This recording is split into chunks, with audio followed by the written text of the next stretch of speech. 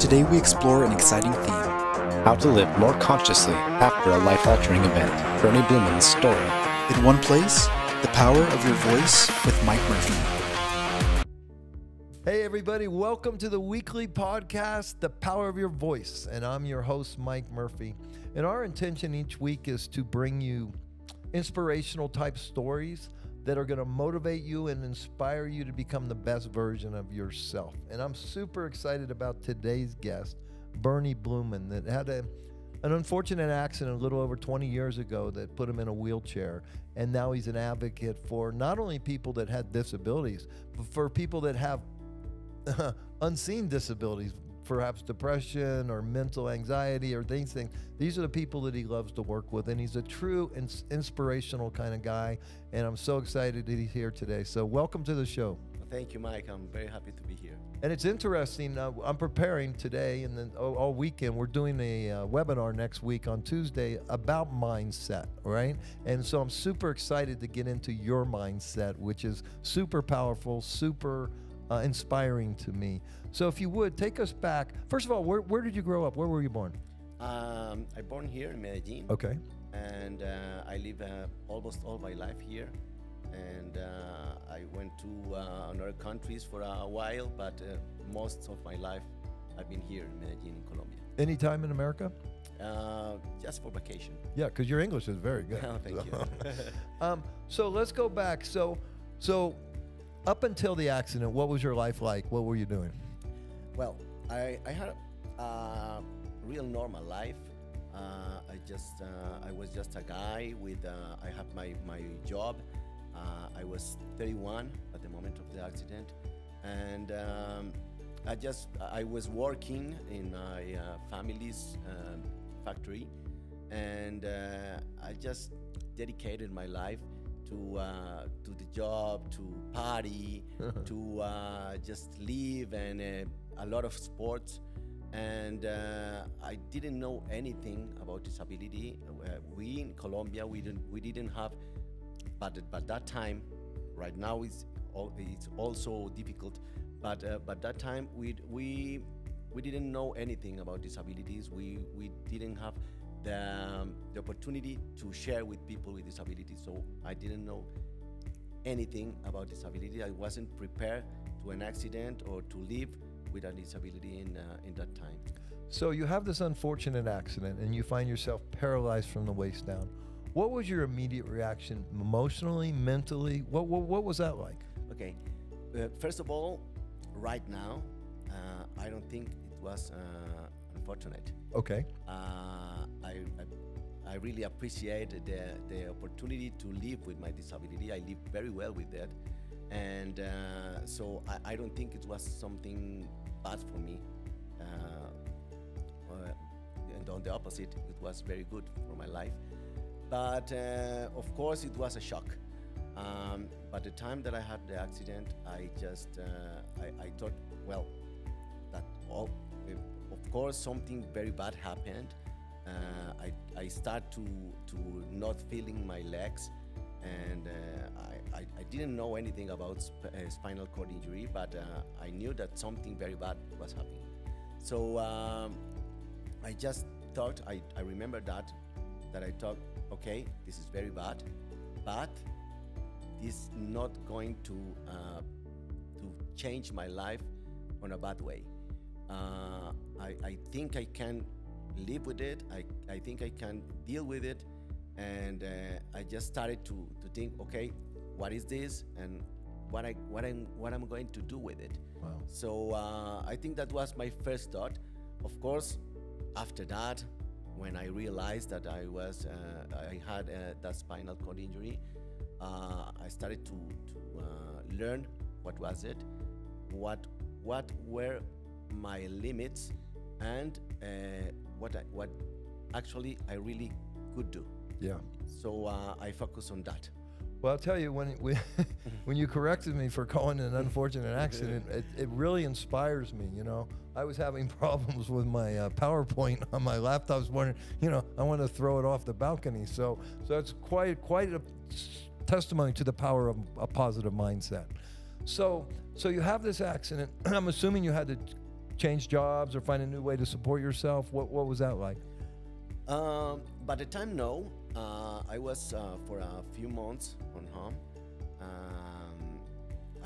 I used to live alone at that time. I was 31. It was about time to go out. But by the time of the accident, of course, I was living in a very small place. So my wheelchair didn't fit there. So I had to go back to my mother's house. And I was for a few months on home doing therapy and stuff. And I remember something very important to me. Of course, my family was very important on this process. But my brother came to me one day and he said, I know that you can feel or move your legs, but your head is perfectly okay.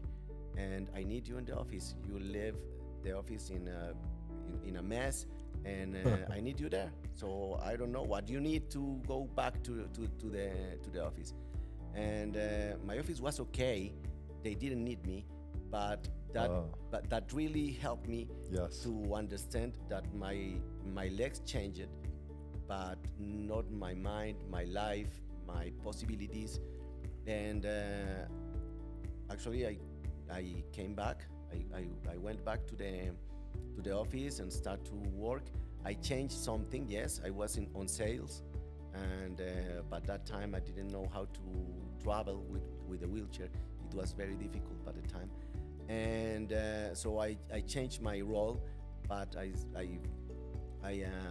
keep the job in the factory. And a few years later, when I really understood what was disability, how the people on my country live with disability, and I knew that I had a lot of tools to live well, because I had the resources to do it, but not everyone.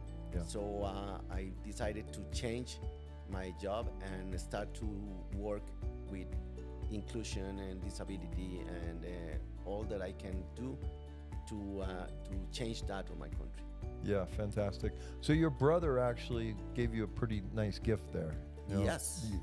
Is older or younger brother? Older. Yeah. What a beautiful thing to do, huh? Yeah. Yeah, I love that. They are fantastic. My family was a key on everything, because they understood, like I did, that this was a change but not a tragedy. Well, and the other thing I love about your story, because a lot of people, they have this happen to them, and perhaps they're a believer in God or spirituality or religion or something like that, and they use their faith to get through it, right? Or some people don't have faith, they have an accident, and then they find faith and they use that to get through it. But you pretty much are, everything is within you. You have a power within you, a strength within you, and you don't really rely on anything outside of you. Is that pretty accurate? Yes, most of it, yes. I believe a lot on myself and on the people who are around me, but of course I believe in something else. I believe in God. Yeah. I'm Jew, and I believe that it's something else that helps us, of course. Okay. But most of my strength, I really believe that it was for me. When I think about my accident, I don't think why anymore, or if I had something to do with my accident to change the life of the people. What I think is what I can do with the things that I have. So I decided to do something very good with something that's supposed to be bad. Yeah. I talk a lot when in my teaching and writing and what have you about there's a victim mentality in the world today, and I think the media and the governments are trying to get everybody to be a victim. Mm-hmm. And because when you're a victim, then you're not a creator. And so once you become a victim, you've given your power away. And so now you have no power to create the life that you truly desire. But that never happened to you. You never saw yourself as a victim. Always somebody that's going to create something out of this. I don't see it as unfortunate. I'm not a victim. I'm going to deal with this. And you do have faith in God. but more importantly, you have faith in yourself and your family, the love of your family, and you went out there and you created your life back. You didn't really lose much. That's right. That's right. And I believe strongly on what you said. I hate to be a victim. I hate when people live like a victim, because I think that we can change our own lives. We can do whatever we want with our situation, whatever it is. And I actually do this Right. for my life. Right. I'm a speaker, Right. and I have a speech to tell the people my story and to tell them it's just a problem. It's just a step on the way, and you have to decide what to do with it. Yeah. You can see the step and decide, I don't want to move. I don't like this step. I don't like this path, and it's your choice. But if you decide to do something with it, you can do something bigger than what you had before. And that's why I told you that I don't see that this accident like something very bad, because I create a life after the accident, and my life right now is marvelous. And I see myself, the other self that didn't happen, that doesn't have the accident, and I don't think he lives as happy as I live. It was that challenge, it was that hardship, it was overcoming where you became something greater than what you were before. Yeah. And I believe in parallel universes and stuff like that. I know I'm a geek, and I believe that there's some other Bernie in some other that didn't have the accident, that didn't have the accident, and I don't like the life that he have. I like mine. I like this one. I like this one. Well, you know, I work a lot with cancer patients, and almost every cancer patient I've ever worked with has told me, cancer woke me up. Cancer was a gift because it woke me up to what truly mattered. Now, I've never experienced that, but I've witnessed it with over 100 people. And that's a powerful testimony, because you're saying the same thing. Because I think for a lot of us, we take life for granted until we look at challenges right in the face. And you were looking at a big one, and you dealt with it, and you overcame it, and you became something greater. And I too also play around with those parallel universes and say, okay, if I hadn't done this, I'd done that. Where would that person be, right? And that's fun to play with, and maybe it is true. Who knows? So let me ask you this: So today, tell me about who you work with today. What kind of people are you working with? I started to work with accessibility on my first thought in that time was to try to change the accessibility here in Colombia that doesn't exist. And it was 15 years ago. Did you get anywhere? Yes. Of course. It's, I mean, the way is too long, and there's a lot of things to do. But yes, I saw a change, and I feel it. And the people around me who live with disability or who needs accessibility, because not only people with disability needs it. And I think we are marking a path. I know that the way is long, but yes, we achieved something, yes. And then I saw that there's some other things that I had to do, work with I don't know in English, the people who needs to work and have disabilities.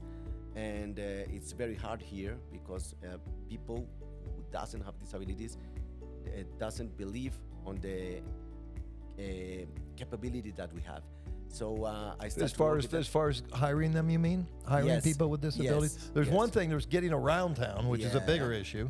Okay, but then there's the other issue of employment. Yes. So first you started working with trying to make like ADA in America, you know, the American with Disabilities Act, where everybody had to put in bigger bathrooms and ramps and what have you.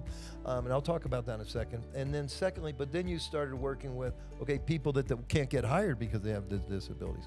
Yes, and that's because our view of people with disabilities is inabilities. Yeah. So we think we used to think that people with disabilities can do anything, and okay, we cannot do a lot of things, of course, like everyone.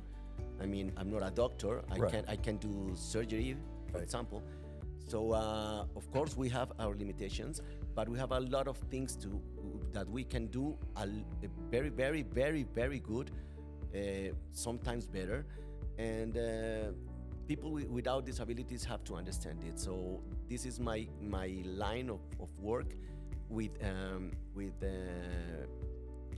companies, helping them to understand this and to understand how their company is going to grow with hiring people with disabilities. So you'll basically go into a company and make them aware of this situation, Yes. and I'll make them aware that there's a great pool of potential candidates here that they can hire, especially I would imagine like call centers and places like that.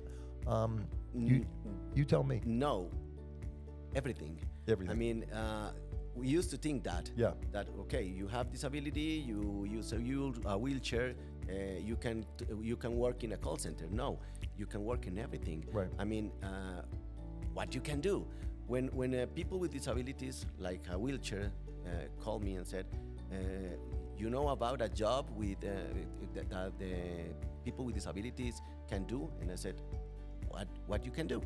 I don't know. If is your wheelchair your ability? No. Right. If you're an accountant or a lawyer or a manager, just what you can do, and you can do it with a wheelchair or without it, or seeing or not seeing, is the same. That's my job, to say to the company, okay, just open your mind, open your jobs, and just let the people to come and to show you what they can do. Can you share with us some success stories that you've had with some companies here that embrace that? Yeah, sure. I have a very nice story, very, very nice, because it's a friend of mine. When I had my accident, I met a guy who was studying. He was a doctor, but he was starting to study urology. And the doctors, the teacher said, you have a wheelchair because he had an accident, and you cannot be a neurology because you cannot do surgery. He was very sad, and I said to him, let me learn, because I don't think you're the only doctor with a wheelchair. And I talk to you later. And then I called him and I said, okay, here's your wheelchairs.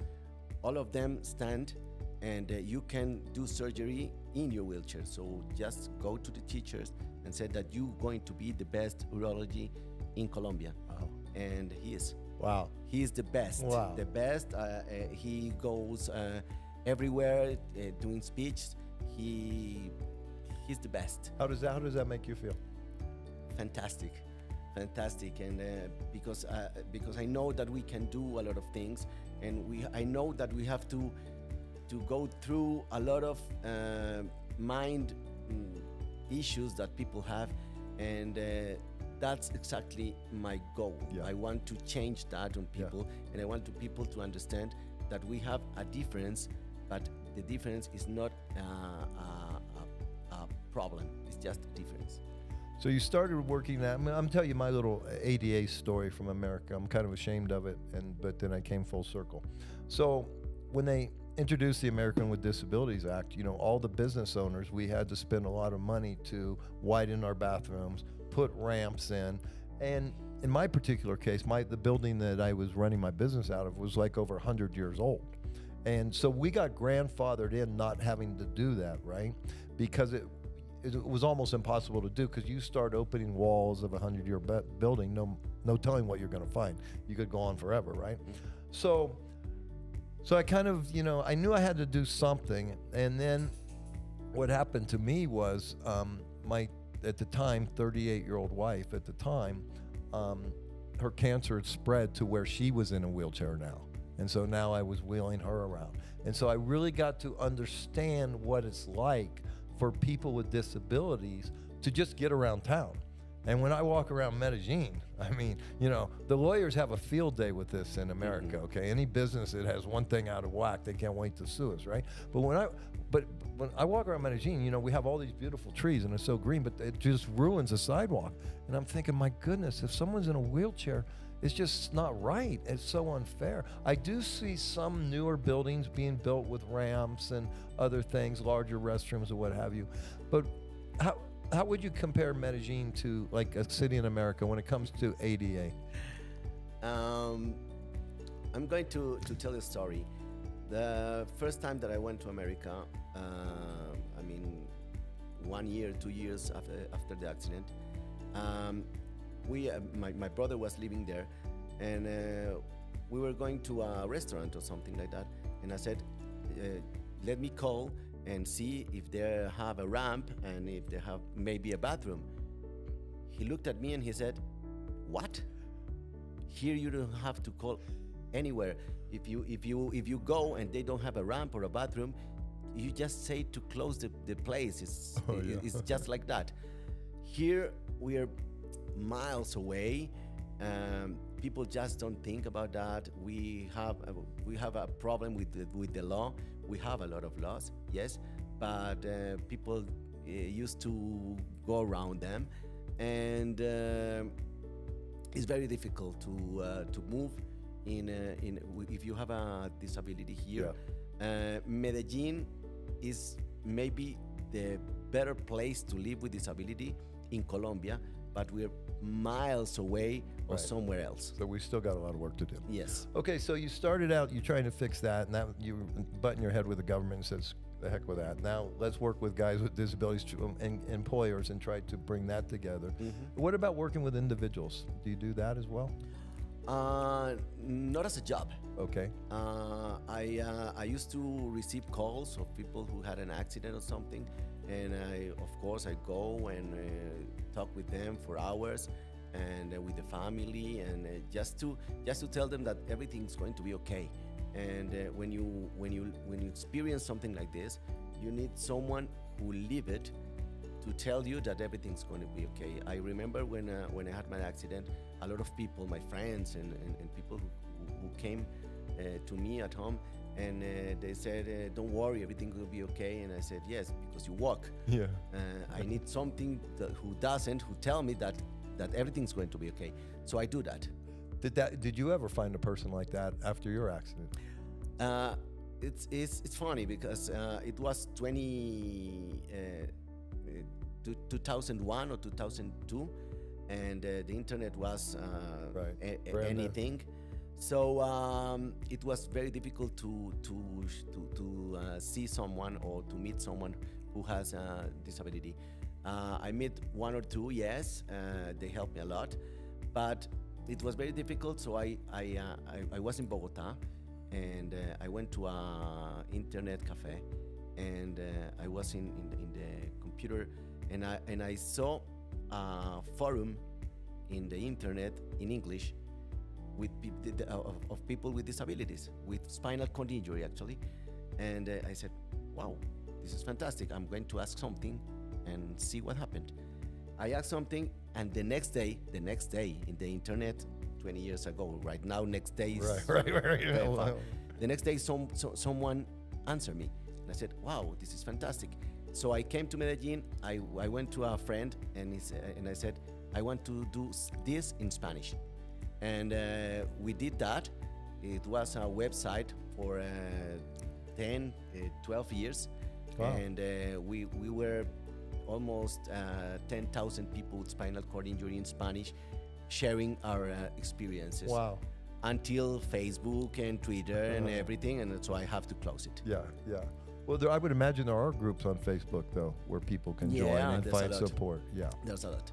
Well, that's fantastic. So congratulations on that. Thank you. So let me ask you this. Let's say someone's watching us right now or listening to us, right?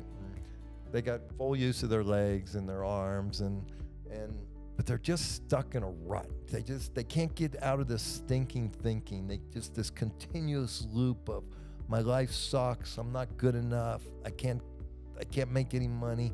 What would you say? What kind of mindset would you suggest to a person like that? What kind of advice would you give? Um, what I thought when I had bad moments, because I had bad moments, of course, it was okay. This is my life right now. This is what I have. If I can change it, I'm going to work on change it. If what I have, I can't change, so I have to work with it. I have to decide. Oh, I work with it, I live with it, or I don't want to live anymore. That's a choice. The choice of I don't want to live with this, I want to just sit and wait what happened, it's a choice. But if you choose to take your life and live with it, life is very short. It's really very short. So you decide if you want to live it right and well, wherever you happens to your life, or decide to wait and wait 20 years or 30 years until you're dead. It's not a lot. So it's your choice. Yeah. That's what I say to them. It's your choice. You can choose live the best with what you have, or you can choose to sit and wait. Yeah. What resonated with me while you were speaking, two things. One, a lot of people are walking around but not really living. They haven't just been buried yet, but they're not living, so they're not living their life to the fullest, and they're walking around. Thoreau said that most men lead lives of quiet desperation, and that's what I see, a lot of people like that. But the other thing that came to mind is a powerful prayer that I love, which is called the Serenity Prayer, which is give me wisdom of what I can change and what I can't change, and that kind of things. And that's kind of what the acceptance was for you, correct? Yes, exactly. So what's your goal now? The next year or two. What do you want to do? Well, I love my family. My goal is to live the most of the time happy with my family, of course. Enjoy what I do. Right now, I'm focused on my speech and being a speaker. So I enjoy a lot of that thing. My goal is to go the most places that I can, and to reach the most people that I can. So if someone wanted to hire you to speak to their company or to their crowd and to come in and inspire and motivate, how would they get a hold of you? I have presence in almost all of the important networks, social networks. I'm on Berny Bluman on LinkedIn and Facebook and Twitter. Let me get the spelling right. Berny, right? Yes. And Bluman, Bluman. M-A-N, right. And so they can find you on LinkedIn is probably the best way to connect if they want to get you to come and speak to them. And I'm assuming you could speak via Zoom as well? Via Zoom as well, you could give a talk? Yes, of course. Well, that's something very good that COVID bring us. I do that a lot, Zoom or Meet or virtual conference, and yes, and I can do that. And you can deliver in 2 languages. I see that right now. Well, I have to tell you, it's been a joy to meet you. It's been a joy to have you on our show.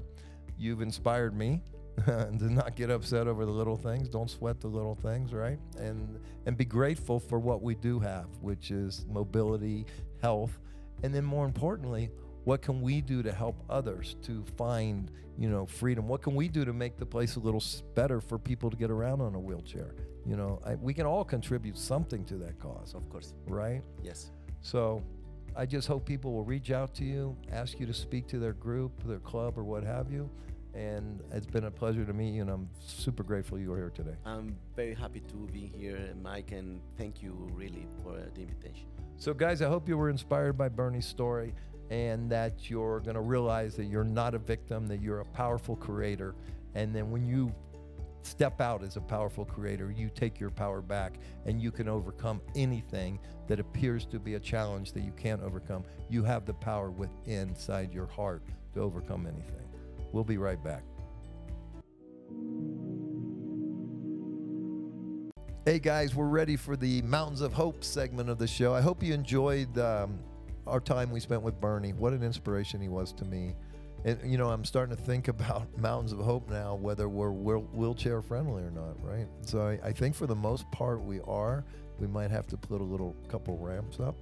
The only thing they won't be able to do is the Camino de Miguel, which is our walking path that goes around the entire piece of the property. Anyways, now it's time for our Mountains of Hope segment, and joining us from Mountains of Hope is one of our fine health coach and leaders. Kelly, welcome. Thank you, Mike. And what do you got for us today? So we're going to talk about the brain health. I mean, how the tips that we can actually start using today to improve our brain health. I mean, it's a 3-pound supercomputer, like seriously, more than 100 billion nerve cells in our brain. I mean, seriously, It says that even the connection that our brain creates is bigger than the universe.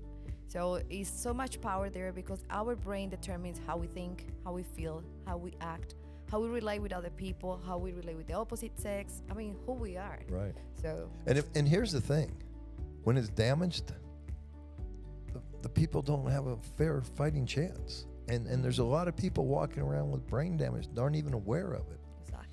And that's one of the beautiful things about Mountains of Hope is we have a very expensive piece of equipment that we can measure. We put it's like about a 45-minute process, and we put these things, these mapping things, like I think there's 24 of them, we put them on your head, and we can tell you, hey, how you're firing, how you're wiring, what your neurons are doing, and where you're headed. More importantly, are you headed for Parkinson's? Are you headed for Alzheimer's? And that's just one thing that we offer there, because we want you to be aware that this stuff exists and that you can identify stuff early. Let's say, for example, like I just had this done, and they're saying, hey, you know, and Alzheimer's runs in my family with my grandfather, and I can already see my memory kind of, you know, and it shows. It really did show. So what can I do for nutritionally to strengthen the quality of my brain? Yeah, there are a number of things that I really like the work of Dr. Amen, and there is a book that is called Change Your Brain, Change Your Life.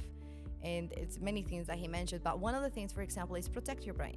I mean, from sleep deprivation, from toxic alcohol, drugs, nicotine, a lot of coffee. I'm not saying coffee, I'm saying abuse of coffee. Right. The other thing is like the physical protection. I mean, wear your seatbelt. If you're in a bike or a motorbike, wear your helmet. Even for kids, there are studies that even show that kids who actually play football, you know, when they hit with the head, I mean, that's one of the things that you will try to avoid as well. As protecting, like physically protecting your brain. That would be number one. Yes.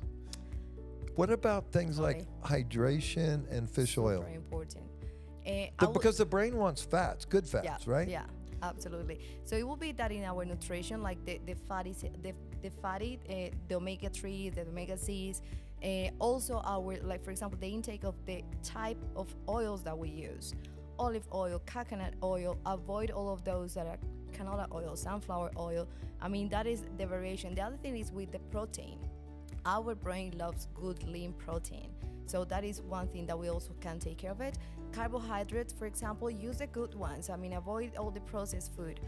Fruits, vegetables. The other thing is sugar. I mean, sugar is really, really damaging for our brain. So it's also taking care of the food that we take, and that's another way that we actually protect and feed our brain. Yeah. So that's one more. You know, when I was growing up, my father worked for a company called Procter & Gamble. Yep. And Procter & Gamble was making all these vegetable oils, you know, and all the oils that they fry McDonald's French fries in. And now we know that those oils are some of the worst oils we can put in our body. And it's still going on. Yeah, absolutely. I mean, most people, people wouldn't even think about it like, well, you will have some people say that all oils are bad. Or people will say, oh, it's just because, and obviously we understand they are more accessible financially speaking. Right. But at the end of the day, it's accessible, but what is it doing for my brain? What is it doing for my heart? Whatever is good for your brain is good for your heart. I'm gonna tell you, it's also good for your sex life. Right, I mean, because right. it's the blood flow. So it's about taking care of all of these. So in the long term, whatever could be really cheap today will be really expensive for you. So that's what happened. It was all about creating a cheaper oil so we could create cheaper food that causes all these health issues. Absolutely. And if you analyze it from a macro standpoint, and then let's say I'm a big food manufacturer, big food corporation, and my buddy's in big pharma corporation, and my other buddy's in the big medical corporation. I mean, it kind of makes sense. Let's give them lousy food to ruin their immune system, make them obese, get them ill, push them into those other big corporation systems, and voila, nothing but money at the expense of poor human beings. People's health. Yeah. Man, let me ask you this, because, you know, I'm a mind guy. And is there a difference, in your opinion? We know the brain is the hardware. You can cut it out of my head and you can look at it. There's a brain. And we can cut it in half. There's the left side. There's the right side. But what about the mind? Is there a difference? It's being said that it is. Yeah. It's different. Your brain is different from your mind.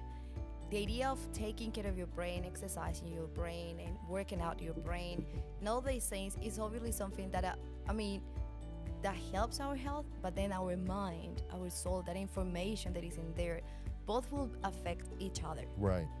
So, for example, I could have the healthiest brain in the world. No sugar, no alcohol, no smoking, fish oil, and my brain, you cut my brain out of my head and it's perfect. But someone's programmed me, okay, as a child to hate a certain ethnicity or to hate a certain type of people. And so I grow up with this hatred, okay, in my mind, not in my brain, but in my mind, which causes me to go out and harm or injury to these people that don't deserve it.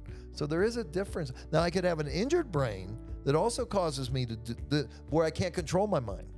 But the truth is, we have control over our mind. As long as the brain is somewhat healthy, we have control over our thoughts, or who's programming our thoughts, or what thoughts we allow to stay in the mind. Would you agree? The thing is, one of the ways that we actually protect and take care of our brain is something is called killing the ants, automatic negative thoughts. Yes. So that's what I'm saying is we need to start seeing ourselves as a whole being made of many parts. So the brain health will affect my mind health, and my mind health will definitely affect my brain health. Yeah. Because the more we have these negative thoughts, these negative things about myself, oh, that person's thinking bad about me, oh, this is gonna go wrong, oh, this is gonna happen, that actually starts to affect the connections that, you know, what you were talking about before about what we do in Mondays of Hope. You will see when a person has negative thoughts, how the brain actually does certain things that I'm not going to tell you guys. You have to get it done. and it shows. So I will say that, and it's like everything, our spirit, soul, and body. Sometimes, many times we talk about them and we differentiate them, but they all affect each other. Yeah. Whatever you do to your body, like the physical thing, it will affect your inner being. Yeah. So I had this interesting experience last night. I went outside, wanted to be quiet, more in nature, meditating, right? And, you know, when you're meditating, you're focused on your breath and thoughts come and go. And I wasn't using a guided meditation, so I was just really focused on my breath. So thoughts would come, and, you know, I would just watch them go and come. And then I started to pay a little closer attention to the positive, negative. Like, because I was watching, where does that negative thought just come from, right? I mean, where do thoughts come from? No one can really tell us that, right? Now, we do know that, you know, we have things in our body like bacteria that will send signals to our brain. We have cells in our body will communicate to our brain, hey, I need some fluid or whatever, right? But the other thoughts are somewhat random to me. And what I realize is that I'm in control of what thoughts I allow to stay, what thoughts I allow to build on, what thoughts I get rid of ASAP. And so that is the mind part, right? And it's the beauty of the neuroplasticity. Yes. Which it makes our responsibility and our choice. So now we have the responsibility of what stays there. Is what they're saying, that a bird can come and probably fly around you, but another thing is they make a nest in your head. Right. It's the same with our thoughts. The thing is that for whatever reason, we need to actually be able to catch them. Is this helping me? This thought that I'm having right now, is this building me up? Is it healthy? Right. And then when we start being a little bit more conscious of them, when we start to actually being checking like an investigator, okay, is this helping me? Okay, so I'm gonna stay on it. Is it not? So I immediately have to do something to help me change. Whether it is a saying, a word, for me, many times it's a verse from the Bible. People use mantras, people use music. So do it. Change the activity. Go for a walk. Nature, amazing. I would say it's a gift that we have from God. It's free. Sleeping, I mean, like sleeping for the brain, absolutely amazing. Learning something new, I mean, working out our brain, learn something new, a new word, a new language. I mean, it's about our brain is the place for concentration, for learning, for relating with others. So the quality of our brain will also determine the quality of our relationships. And lastly, I would say, I mean, how even studies show how sex, when it's making emotional bonding and intimacy, actually helps a lot of women.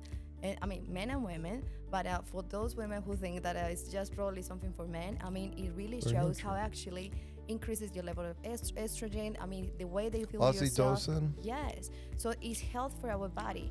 So it's about for us to actually make sure, I mean, those thoughts, what you were saying before, identify them, stick to those that actually help and support, and replace the others. Yeah. Well, Kelly, thank you for another segment from Mountains of Hope. We greatly appreciate it. Pleasure. And folks, I'll be right back. I got something special. I want to talk about the mind. So we'll be right back.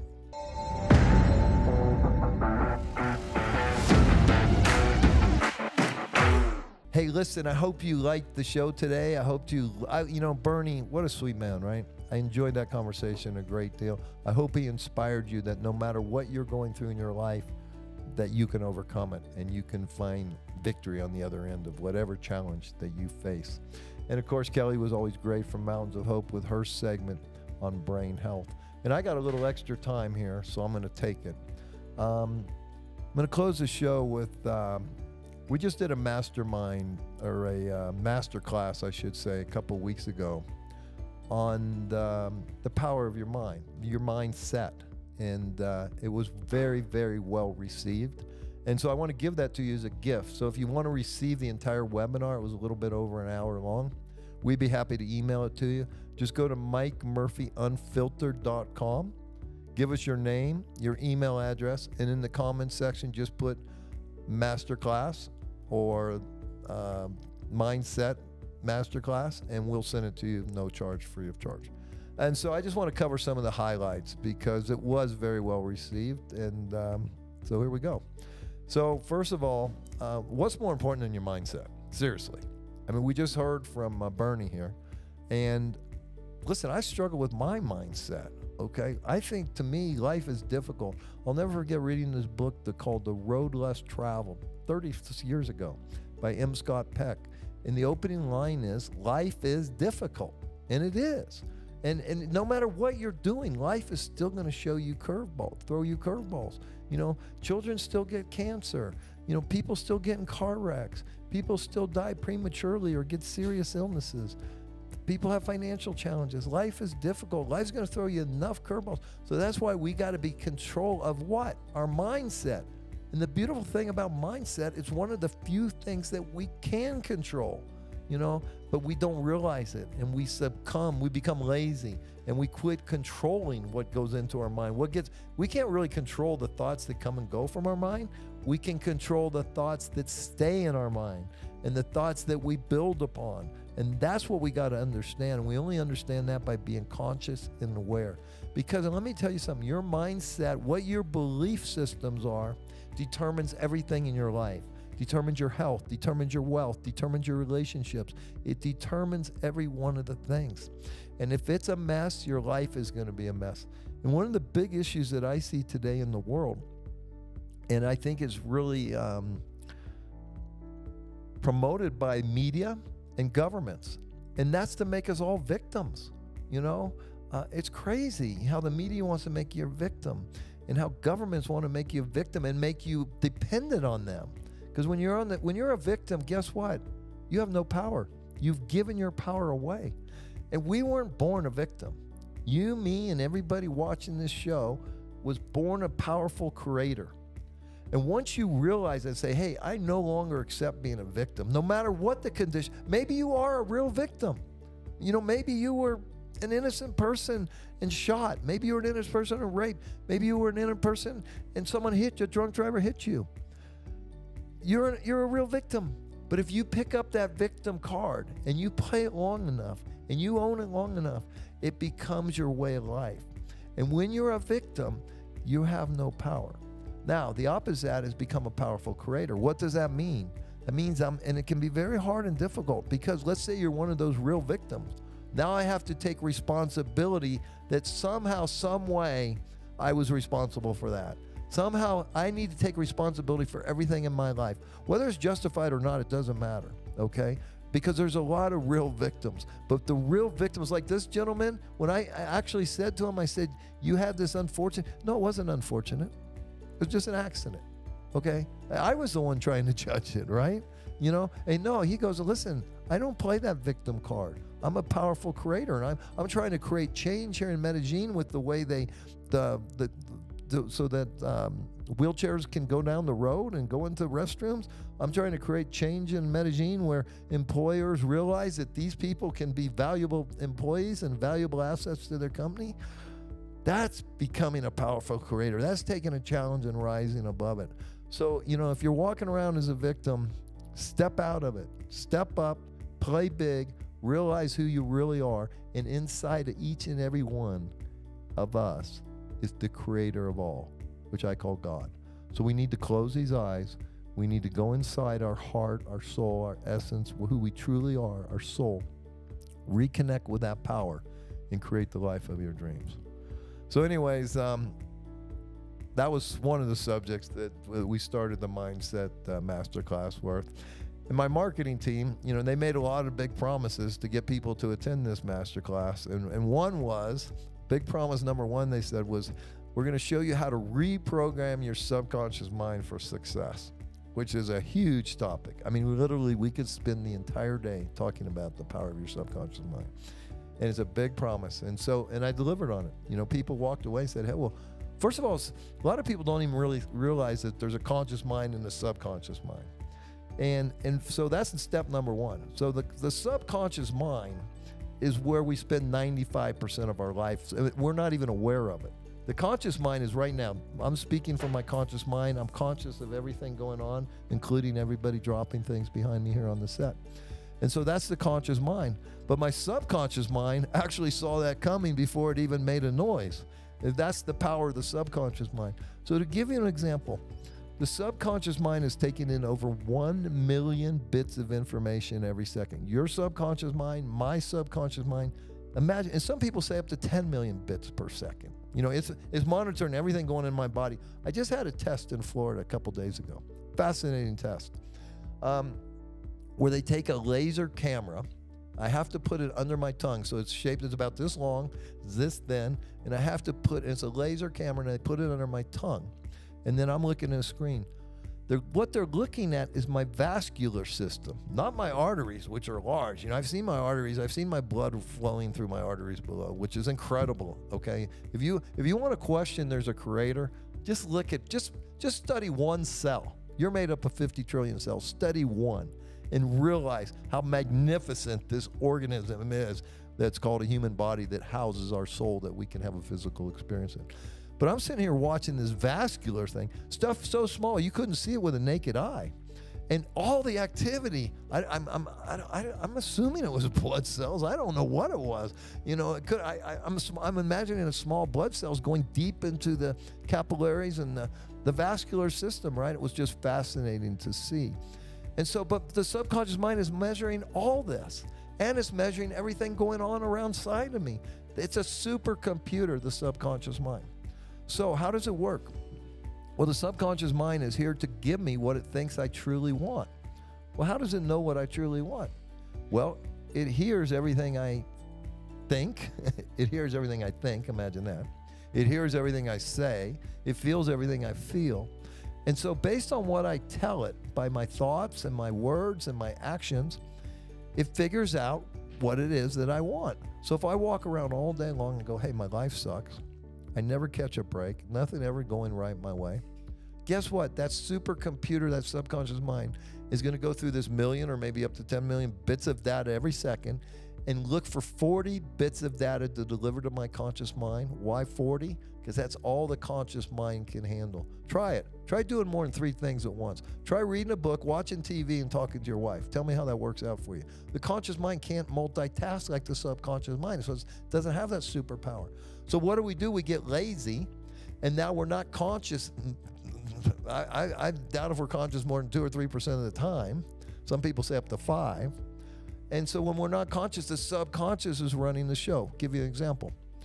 Before, when you were 15, you were getting your learner's permit so you could learn how to drive a car, right? You were paying attention, man. You had both steering wheels, 10 and 2. You know, you turn and look. You got your turn signals. I mean, you are paying attention to everything driving this car while you're getting your learner's permit, especially when you're taking your test. Fast forward 10 years later. You got your hand like this. You're looking at your phone. You know, you might be smoking a cigarette, drinking a cup of coffee. The subconscious mind is now driving the car. I promise you, there's a lot of you that got up today, drove to work, and can't even remember what you did because you take the same path every day. You're not even conscious of what you're doing. You leave your house, say goodbye to the wife and kids. The next thing you know, you're at work. You don't even know what happened because you weren't conscious. The subconscious mind got you there. And the subconscious mind is a supercomputer. But we got to learn how to access it and then how to reprogram it. Let me tell you another dirty little secret, is that who programmed your subconscious mind? Your parents, media, your siblings, maybe some teachers, maybe some friends, maybe some friends of your parents. Because when we're born from birth to about age 8, we are in theta brainwave state. What is theta? Theta is a hypnotic trance. So when we're children, we're in a hypnotic trance and we're learning through osmosis, we're learning through observation, we're learning through hearing, we're learning through seeing. And who do we spend most of our times with? Our parents. So if we have these amazing, great, functional parents that have this great spiritual life and great nutritious life and are teaching us all, we're going to be very well-balanced people. Unfortunately, most of us are not born into this functional family, this spiritual family, this healthy family. A lot of us are born into dysfunctional families. And that's who programs us. Or we don't have active parents, and now the media is programming us, or Disney is programming us, or God knows what else with the internet nowadays, what's programming us, right? Or perhaps we got some friends whose parents aren't that well equipped, and maybe they're teaching us or programming us to believe things that don't serve ourselves. Everybody has an agenda, and everybody has propaganda, and everybody's trying to program you to fit into their agenda or their propaganda. You know, I realized this early in the education system. It didn't make much sense to me. I go to school. I felt like I was in prison, honestly. I keep staring at the clock. When is the next break? I mean, none of it made sense to me. It was memorize, go home, read something, go home, memorize it, come back the next day, regurgitate it, and then forget about it. And, you know, that's why I didn't finish school. It just didn't make a lot of sense to me. And I'm not saying school is bad, so don't take that the wrong way. What I'm trying to say is I felt like I was being programmed, which we are, to, you know, show up at 8, take your coffee break at 10, take your lunch break at noon to 12:30, come back, take another coffee break at 2, go home at 4. What are they training you for? To be a good little worker, to serve society, right? So the subconscious mind is a super thing. How do you unprogram it? Well, that takes a bit of work. So I'm not going to get into that today. Just go to MikeMurphyUnfiltered.com, give us your name and your email, and say, hey, I want the master class on Mastermind, and we'll send it to you, because that's a big subject. The other big promise that the marketing team made, we're gonna teach you how to eliminate self-sabotage.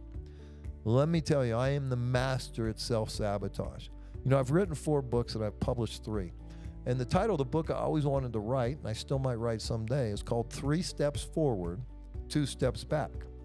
Because that's how I lived my life. My entire life was lived like that, okay? I'm still prone to self-sabotage. My programming is so heavy and so deep, I'm still unpeeling that onion. I'm still going deeper into the soul and get rid of the program and get rid of the belief systems that don't serve me.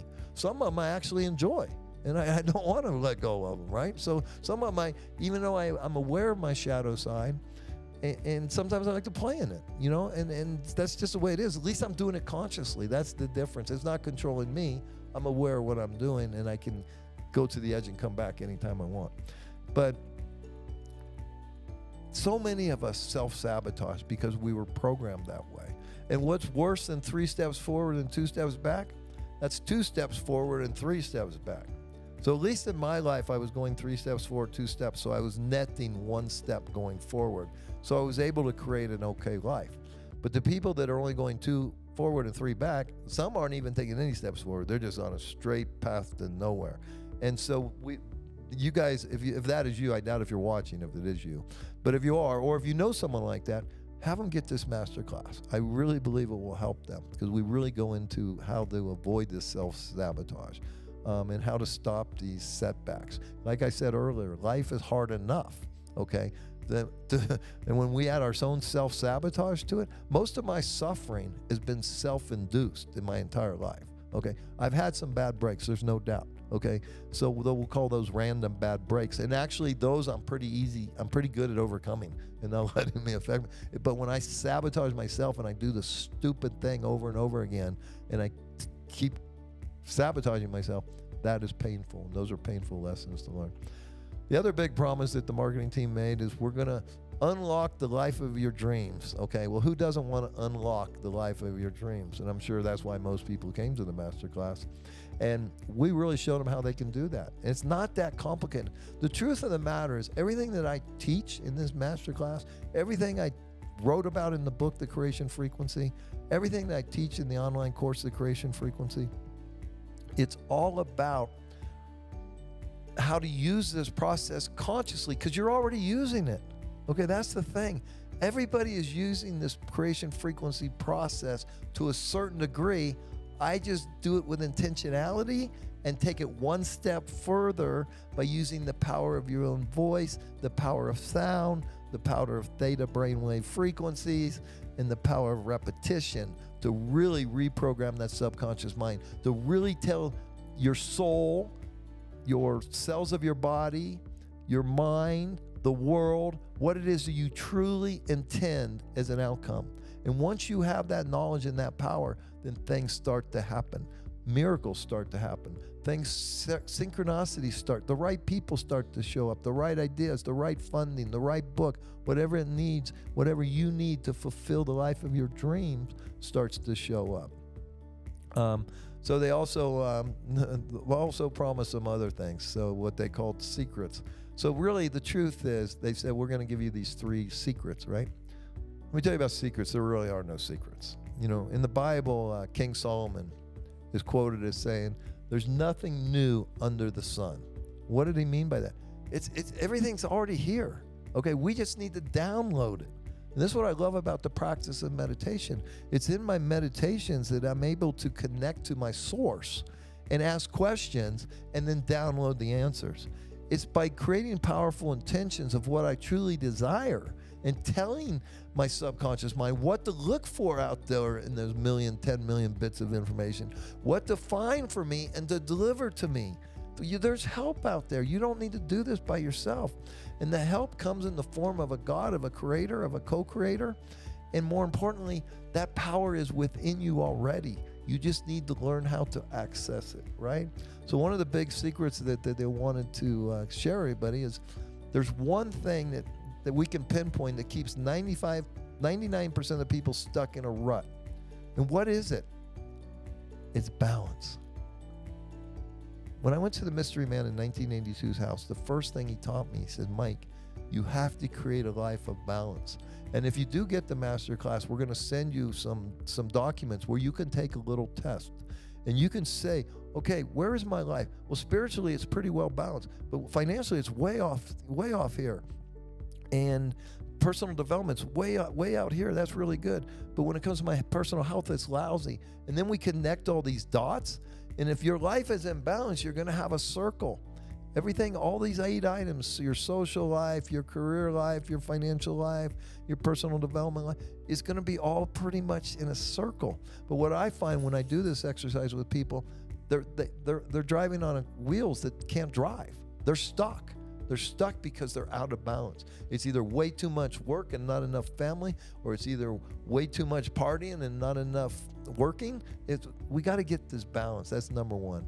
So I'm almost out of time here. I'm just going to tell you, secret number 2 that we talk is how to unlock a secret power within you that effectively eliminates bad habits and upgrades your mindset once and for all time. So if you take our masterclass, which is free, we'll send it to you for free. We're also going to tell you about our powerful app, the Creation Frequency app that we teach you how to use, that will really, really get you laser focused on what you truly desire You only use it twice a day for 5 or 10 minutes, and you won't believe what will start to happen in your life. And the last secret that the marketing team put out for this masterclass that we delivered on, I believe, is the implicit law of the universe that enables you to finally switch on your inner drive, love yourself unconditionally, and bless you in your life beyond your wildest dreams. And that's what I call the law of reciprocity. You know, I was fortunate to have a lovely, beautiful, saintly mother, and that really taught me that if you want to have a blessed life, you need to give to others. You need to love others. You need to live the golden rule that Christ taught, which is to do unto others as you want others to do unto you. And so I just want to encourage you and to find someone that you can give to, that you can lift up, that you can inspire, someone that's suffering perhaps, someone that you can, give an hour a week of your time to, or someone you can donate some money to that you know they're in desperate need and they really deserve a break. If you start doing this, one, the consciousness of the world will start to rise in positivity, into goodness, and that some of the darkness and the evil will start to dissipate, and the light will start to shine brighter. More importantly, you're going to feel amazing about you and your life, and you're going to be blessed beyond your wildest dreams. I say this all the time, but you cannot outgive God, and that is the truth. Well, that's another show in the books for The Power of Your Voice with Mike Murphy. I hope you enjoyed it as much as we enjoy giving it to you. If you like the show, hit the thumbs up button, hit the subscribe button, share it with your friends. We're doing this for you. We're trying to give good content that inspires, motivates, teaches how you can really create the life of your dreams. So until next time, go out there, live with passion, and create the life that you truly deserve, the life of your dreams. Thank you for listening to The Power of Your Voice with Mike Murphy. This podcast is brought to you by Mike Murphy Unfiltered, The Creation Frequency, Mountains of Hope, and the Love from Margot Foundation. These sponsors are dedicated to helping you unleash your full potential and live a life of joy and abundance. If you enjoyed this episode, please visit our website at MikeMurphyUnfiltered.com and subscribe to our podcast.